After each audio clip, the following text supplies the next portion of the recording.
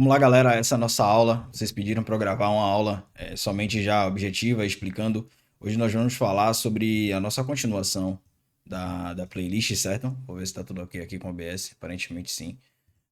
Nós vamos falar hoje sobre isso aqui, ó. Nós vamos falar sobre o processo, né? Eu estou modelando o Zeus e essa aula vai ser o processo profissional de leitura de mercado e execução. Essa aula não é sobre entrar em trade, mas é sobre decidir se o mercado merece ou não sua atenção. Eu diversas vezes passei por experiências de querer escolher setups de alta probabilidade e baixa probabilidade. Muitas das vezes via um cenário de baixa probabilidade e ainda assim aplicava.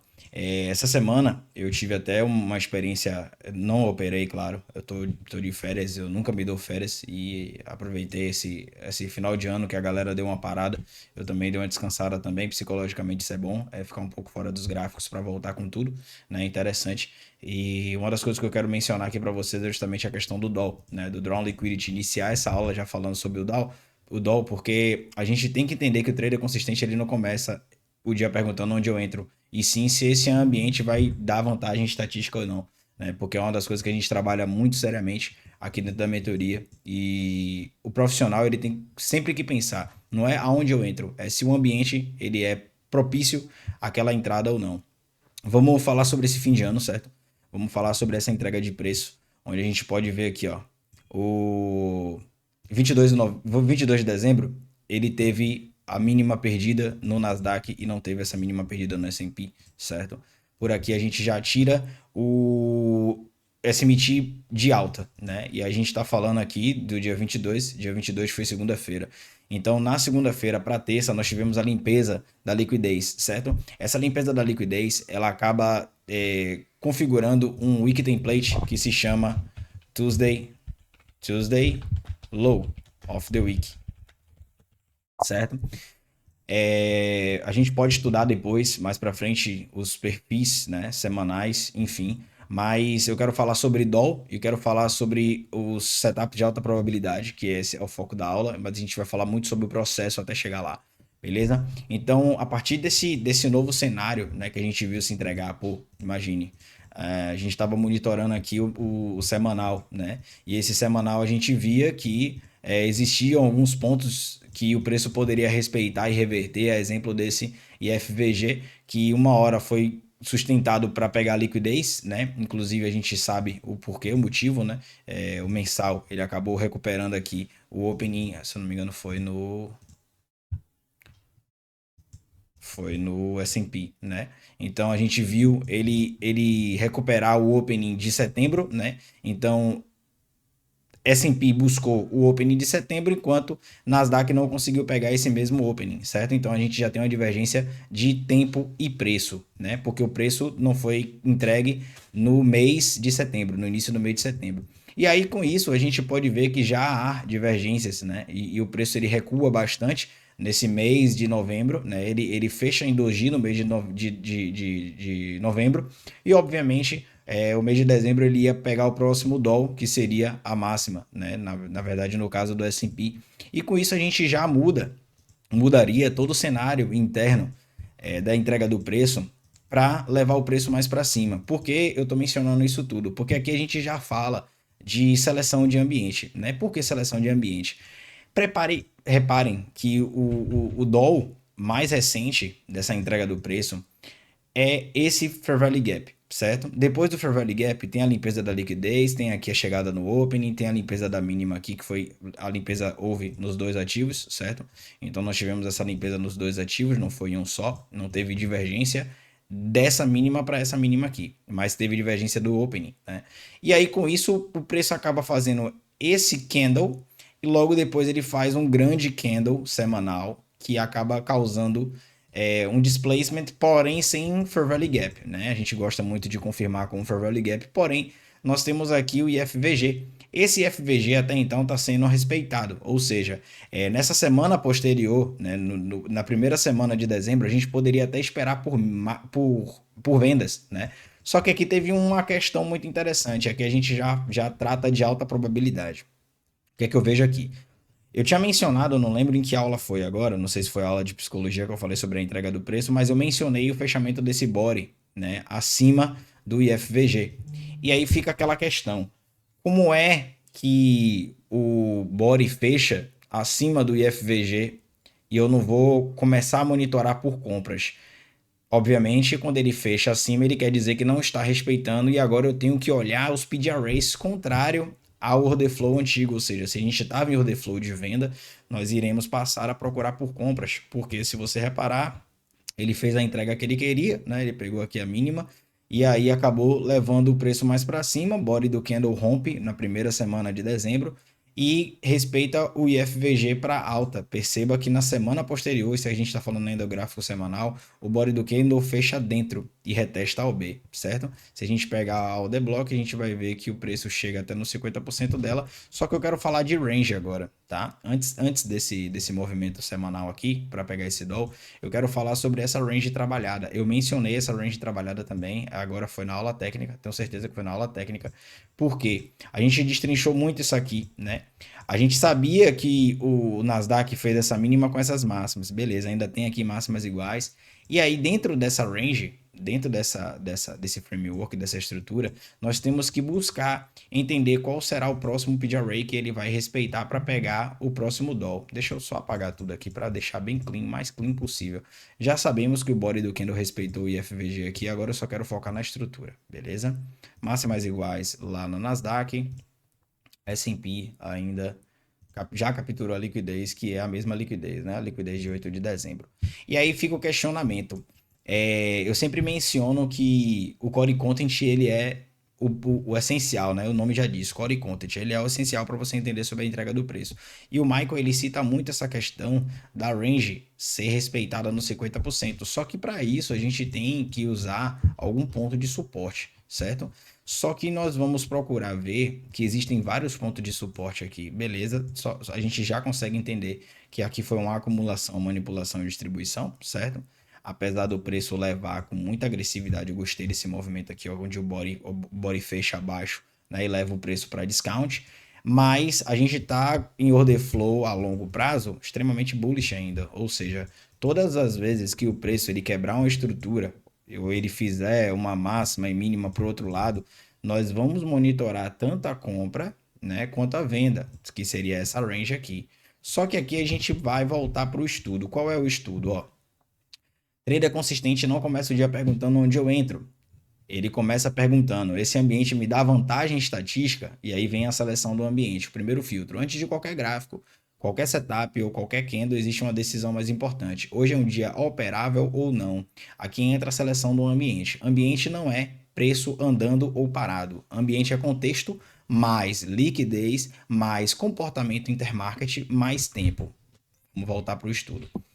Aqui nós acabamos vendo que o preço ele faz um change state of delivery no dia 12 de dezembro para levar o preço mais para baixo, porque o body do candle ele fecha abaixo dessa breaker, né, dois candles consecutivos aqui formando uma breaker na última estrutura, certo? E aí ele leva para baixo. Só que esse movimento de baixa, ele tem validade, né? Ele tem validade até pelo menos os 50%, ou seja, se chegou no 50%, a gente já começa a olhar para ele diferente, lembrando que a gente tem aquele IFVG no semanal, certo? Galera, para simplificar o estudo, se eu procuro por setups de alta probabilidade e eu tô vendo que aqui no diário não tem nada, certo? Não tem nada, a não ser as máximas iguais, eu vou pensar no seguinte: eu vou ter que ver um dos dois ativos, que aí vem a produção do raciocínio intermarket, né? Para isso que serve o intermarket, porque às vezes, é o que eu estava falando com o Vitão, o Vitor Gastaldi, às vezes um setup está muito clean, né? Um ativo está muito clean, o outro já não está tão clean assim, e às vezes a gente confunde, né? Depois de um tempo a gente acha que aquele setup, ele vai, aquele ativo, ele vai continuar extremamente clean, e não é isso que acontece, né? Eu só dando uma olhada aqui para ver se tá tudo ok, 10 minutos de vídeo. Então, assim, o que acontece é que nem sempre um ativo vai ficar 100% clean. Às vezes, aquele ativo que estava extremamente clean, ele vai passar a ficar um pouco mais sujo, né? e assim sucessivamente. Nos outros ativos que estavam mais clean vão passar a ser mais sujo, o que estava mais sujo vai passar a ser mais clean. E aqui a única coisa que eu vejo para operar, galera, seria a limpeza da liquidez, certo? Essa liquidez interna, que houve aqui também a limpeza interna, beleza. Só que aqui a gente lembra, né, que tivemos aquela divergência semanal, onde o preço pegou essa máxima, né, que inclusive eu acho que era até a máxima do mês anterior. Deixa eu só me recordar aqui. Não me lembro agora, mas não me lembro agora, 8 de dezembro pegou a máxima. Foi isso mesmo, é porque a gente ainda tá em dezembro, né? E ele renovou a máxima. Mas era isso mesmo. Então aqui ele acaba pegando a máxima do mês anterior, né? Máxima do mês de novembro, e a gente abriu dezembro já capturando essa liquidez. Então quando a gente faz esse movimento de limpeza de liquidez em um ativo e o outro não, né? Que é esse movimento que a gente está vendo, agora a gente vai passar a observar os possíveis contextos para venda. Então, na seleção de ambiente, a gente já passa a pensar o quê? Pô, ó, tem um, dois, três aqui, ó. Um, dois, três, quatro, cinco, seis, sete candles praticamente de doji, certo? O ES, ele passa a ter até um pouco mais de corpo. E é aqui no ES que a gente vê um order block ser criada, porque dois candles consecutivos no topo, né, ainda mais com limpeza de liquidez e SMT, passa a ser um suporte ou uma resistência, né? Então a gente vai pensar o seguinte, poxa, se tem uma breaker, né, que aqui antes, vamos anular esse movimento aqui, ó. Vamos pegar esse movimento aqui, certo? E vamos anular ele daqui para cá, né? Vamos supor que a gente não tem esse movimento aqui ainda. Se a gente tem dois candles consecutivos, esses dois candles consecutivos, eles podem atuar como suporte, certo? Para levar o preço mais para cima. Seria essa a lógica, porque o body do candle rompeu e tudo mais, então dois candles consecutivos ele acaba. Só que 12 de dezembro ele vai lá e faz um displacement muito grande para baixo, ou seja, ele passa agora a usar essa breaker como resistência. Para quê? Porque assim, entendendo que a gente teve, se eu não me engano, praticamente uma semana ali de doji, né, sem movimentos legais, e o único PD array que a gente poderia usar seria esse FVG, né, até o DOL, ou seja, limpou a liquidez aqui, ó, a gente vai esperar várias coisas, né? Pegou aqui o IFVG, usou como suporte aqui para levar o preço para cima, acabou a alta probabilidade aqui já. Pegou o DOL, é momento de esperar uma reversão, é momento de esperar uma característica de continuação, mas para que haja essa continuação, a gente tem que lembrar que o preço tem que chegar nos 50%, né? No mínimo 50%. Então, a gente já vê o que? As confluências aqui, né? Que a gente volta para cá para o PDF e vê. Contexto, mais liquidez, mais comportamento, intermarket, mais tempo. Voltando para esse estudo, a gente vai ver o que? Qual o contexto? O contexto é a máxima não sendo capturada no Nasdaq e sendo capturada no S&P, certo? Quando essa máxima do mês ela é capturada, ela já pode ser uma forte divergência, mas para isso a gente tem que ver os PD arrays sendo criados na range interna, ou seja, na estrutura interna a gente tem que começar a monitorar para ver se de fato vai haver uma queda ou não. E aí quando a gente desce para o tempo gráfico menor, primeira coisa que a gente vê, aqui eu ainda fiquei confuso, se eu não me engano eu comprei, teve um dia aqui que eu comprei nesse movimento de alta aqui, esperando que o preço fosse limpar as máximas, tirei parcial, mas mesmo assim não consegui. Mas aqui na estrutura interna você já vai ver o seguinte aqui, ó. Bem no lugar onde existiu uma breaker, né? Olha aqui a breaker fractal, né? Você vê que no diário ela tá bem desenhada e aqui ela continua desenhada. Você vê, ó, se a gente for pro diário, olha a break aqui, ó. A máxima do candle, a mínima do candle, a gente remarcou ela, né? A gente aprimorou um pouco a da marcação. Quando a gente desce para o tempo gráfico menor, olha aqui o respeito no 50%. Então o mercado ele não é aleatório, né? A entrega do preço é muito eficiente, inclusive. E aí a gente vê esse displacement, né? Muito grande aqui, 11 de dezembro. Beleza, o preço vai lá e faz um displacement enorme. E aí a gente vê 12 de dezembro, que seria, deixa eu lembrar aqui só a data, sexta-feira. Sexta-feira a gente vai ver o preço cair, certo? E obviamente vai preparar para segunda-feira da semana posterior. Mas aqui é o seguinte, né? Se a gente for pegar essa semana de 8 para 12, a gente pega aqui, ó. Foi uma lateralização, né? A gente abre a semana, né? 7, 8. Então a gente abre a semana aqui, ó. Faz mínima, faz máxima, faz mínima, faz máxima, faz mínima, faz máxima. Nessa máxima de quinta-feira, 11, né? A gente vai ver o profile de Thursday Reversal, que é justamente a quinta-feira revertendo.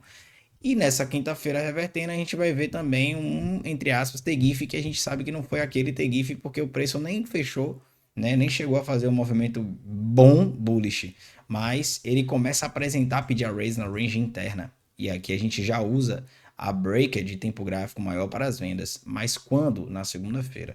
Então, essa semana inteira foi uma semana de baixa probabilidade. Essa primeira semana, a primeira não, né? Foi a segunda, porque a primeira até deu esse movimento aqui. Também não foi tão alta a probabilidade assim, né? Vamos e convenhamos. Teve algumas oportunidades, eu lembro que eu peguei sim algumas oportunidades, inclusive para mim essa daqui foi a mais clara, a gente estudou sobre isso aqui, né? Esse Fair Value Gap de H4 usando como suporte, aqui teve uma divergênciazinha bem clara aqui, só para repassar isso aqui que a gente já estudou, né? Então a gente teve essa divergênciazinha dentro da zona de suporte, então um ativo renova a mínima, o outro não consegue, leva o preço mais para cima, enfim, coisa que a gente já viu nas aulas passadas. E aí, para esse contexto narrativo que a gente está agora atribuindo a esse estudo, que é a liquidez e comportamento do mercado, a gente já viu que a liquidez foi pega lá fora. Só que agora a gente precisa ver o intermarket, né? O intermarket a gente tem divergência entre as máximas. E agora o PGRA, que era para ser usado como suporte, ele agora vai ser usado como resistência, galera. Por quê?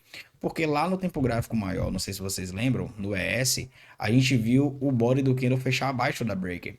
E quando a gente desce para o tempo gráfico de H4, nós já temos PGRAs de venda. Ou seja, nós temos aqui agora um novo ponto de interesse para levar o preço mais para baixo. Então, até que esse Fair Value Gap de baixa seja rompido para ser usado como suporte, nós vamos estar vendendo, certo? E é isso que acontece. Então, dias de alta probabilidade. Segunda-feira, do dia 12, do dia 15, né, que já acho que já foi o início da semana, a gente já começa com um dia de alta probabilidade que o candle, além de respeitar os 50% da breaker, inclusive, velho, interessante acontecer isso aqui porque tá no meu caderno de psicologia. Não foi, não fiz nem meu diário nesse dia. Quer dizer, eu fiz o diário, né? Mas eu coloquei no meu. Eu tava fazendo terapia ontem, e aí peguei o livro o meu caderninho de psicologia. E eu lembro que eu anotei: segunda-feira de alta probabilidade eu consegui me comportar bem. Por quê? Segunda-feira geralmente não é um dia de alta probabilidade. E foi uma segunda sem notícia. Pode consultar o calendário aí que vocês vão ver. Que foi uma segunda sem notícia e foi alta probabilidade. Incrível, né? E aí eu acabei anotando isso no meu caderno de psicologia, porque a gente tem que monitorar sempre esses acontecimentos, né? Como a gente se comporta perante o gráfico, como é que a gente vai assimilar ali emocionalmente aquele dia, né? Porque é um repertório que a gente tem que visualizar. E eu sempre menciono a questão da psicologia, né? A gente tem que se conhecer também. Então aqui a gente vê o preço sempre buscando as mínimas, ou seja, todos os PGRAs que ele cria, ele vai sempre criar buscando as mínimas. Olha aqui, aqui ele cria uma breaker, certo? Breaker do lado esquerdo, né? Breaker não, desculpa, mitigation block, porque ele fez uma, uma, uma falha, né? E aí depois ele busca o mitigation block justamente no horário de 6 horas da manhã e aí ele vai continuar, obviamente, o movimento até ele pegar o doll mais próximo, né? Que aí a gente não sabe se fosse esse aqui, enfim, a gente estava monitorando pelo menos os 50% da Fibonacci, que é justamente onde ele pega. Nesse dia aqui eu acho que eu tomei stop, não me lembro muito bem, porque ele rompe com o body do candle acima desse Fair Value Gap, né? E aí muita gente pode até me perguntar, pô, Filipão, esse dia aqui seria um dia de baixa probabilidade? Cara, não, porque ele tá no 50%. Se eu não me engano, ele não tinha chegado, se eu não me engano, não. Dá pra ver aqui que ele não tinha chegado ainda no 50%, por isso que ele caiu um pouco mais no ES, e ele teve que cair também no Nasdaq. Por quê? Eles andam correlacionados, né? Então, se você olha para o ES e pensa assim, ó, poxa, ele pode descer um pouco mais. Observe o Nasdaq também, que o Nasdaq ele vai parar em algum ponto de interesse. Aí você me pergunta, pô, Felipe, então, de acordo com esse estudo, qual seria o dia de alta probabilidade? Cara, seria no dia que ele para nessa OB aqui, ó. No dia que ele para nessa OB aqui, seria o dia de alta probabilidade, porque ele tá limpando a máxima de um dia, né? Então, ou seja, ele tá fazendo dois setups aqui, que é o ponto de interesse, né, junto com o Total Soap, né, que é a limpeza de liquidez. E ainda tem um agravante nesse movimento, que é a limpeza da liquidez, né? A gente vê aqui, ó, essa máxima, ela ser consumida no Nasdaq, ela não foi consumida no S&P, certo? Então nós temos uma divergência dentro de um ponto de interesse. Setup de alta probabilidade. Se você tem um ponto de interesse, se você tem uma divergência. E se você tem o order flow acompanhando aquilo tudo que você está imaginando, que aquele contexto, aquela narrativa que você criou, esse dia sim será um dia de alta probabilidade, mas claro que a gente ainda tem que esperar o lower time frame, o tempo gráfico menor, ele confluenciar tudo que a gente estuda, tudo que a gente passa, né? E aí que é quando a gente vai para o tempo gráfico menor para procurar ver se aquele setup deu naquele dia específico e etc. Né? Então a gente vai descer aqui, vai buscar ver qual foi o dia aqui, deixa eu ver. Olha lá, pronto. Vai ter que ser no dia 17 às 9 horas. Dia 17 às 9. E aí a gente vê o dia 17 fazer o quê? A gente já tem uma divergência de tempo gráfico maior. Nesse dia aqui eu tomei break-even, galera. Nesse dia aqui eu tomei break-even. Porque fez essas máximas aqui, né? A original consolidation aqui, né? E isso aqui já é uma. Eu vou deixar até uma reflexão sobre isso aqui, tá? A gente vai ter vai ter, tem várias coisas aqui ainda para falar. Eu estou fazendo essa aula aqui só para fazer um complemento do estudo que a gente está fazendo. São 20 minutos de aula rapidinho, só para vocês refrescarem a mente de vocês em relação à entrega. Mas deixa eu falar uma coisa interessante sobre esse dia aqui em específico. Galera, máximas iguais aqui nitidamente. Claro que ele limpa aqui a liquidez aqui, ó. Ele faz um sweepzinho mentiroso aqui, certo? E ele leva o preço mais para baixo. Inclusive no horário de 9h30, ele só faz continuar a entrega do preço, né? E se eu não me engano foi no dia que teve uma divergência no horário macro aqui. Teve entre 9h45 entre 9h45 e 10h15 a gente pega um SMT aqui nessa janela aqui, quer ver? 9h45 10h15. Olha lá, é essa daqui. Né? Inclusive foi um setup que eu vi compras e aí quando ele faz a divergência eu tomo break-even porque eu vi que ele estava de fato mudando a entrega por conta do Value Gap que tinha aqui e ele usou o ciclo anterior para só fazer o 50%, a correção do 50%, né? Se eu não me engano foi desse movimento aqui. Então ele pega os 50%, né, da range anterior, né, que é o ciclo anterior, para levar, encontra o bid array, obviamente, dentro do horário macro ele faz a divergência e ele continua a levar o preço mais para baixo. Não são dias assim de boas entregas, mas a alta probabilidade estaria para venda, né? E eu aceitei isso. Então, qual foi o comportamento de Felipe no dia que ele viu que poderia ser um dia de alta probabilidade, mas mesmo assim ele viu um setup contrário, né? Eu acho que isso aqui uma limpeza de alguma liquidez aqui, não me lembro muito bem. Eu sei que eu tinha um PD array aqui muito claro aqui, pronto, já tá aqui explícito já, que é a mínima, né, do Midnight e a mínima também da Ásia que tinha sido que acabou de ser capturada, inclusive tá no meu journal, que foi a mínima do dia, né, captura da mínima do dia. Depois é só eu colocar no note ali para vocês verem. O setup era esse, a captura da mínima do dia e FVG, quando ele faz de suporte aqui eu já executo, quando ele leva o preço mais para cima, que ele faz a divergência, eu vou lá e me protejo. Felipe, você se protegeu rápido assim porque você estava com medo no mercado? Não, não estava com medo no mercado, muito pelo contrário. Eu estava consciente do que o mercado poderia fazer, por quê? Vamos analisar agora o contexto do lado de fora. Se a gente viu, né, que o mercado ele estava com order flow bearish, porque a gente viu o change state of delivery, a gente viu o ponto de interesse ser pego, a gente viu o SMT, né, a divergência entre o mensal. Então, analisando todos esses fatos friamente, poxa, se eu tenho todos esses componentes para as vendas, obviamente, se houver uma alta probabilidade, além do Fair Value Gap, além do ponto de interesse de H4, obviamente qualquer ponto de interesse que eu tiver para a compra vai ser um ponto de interesse que eu vou ter que vigiar duas vezes mais, que eu vou ter que monitorar duas vezes mais. Por quê? O deflow tá contra mim, tem ainda 50% que não foi pego da estrutura, então assim, toda a narrativa aí, com o texto narrativo, ela tem que ser favorável. Agora, há uma grande diferença entre você analisar isso friamente, executar friamente, e você deixar a sua emoção, sua vontade exercer uma função maior, né? Como é que eu posso dizer? Ela prevalecer, né?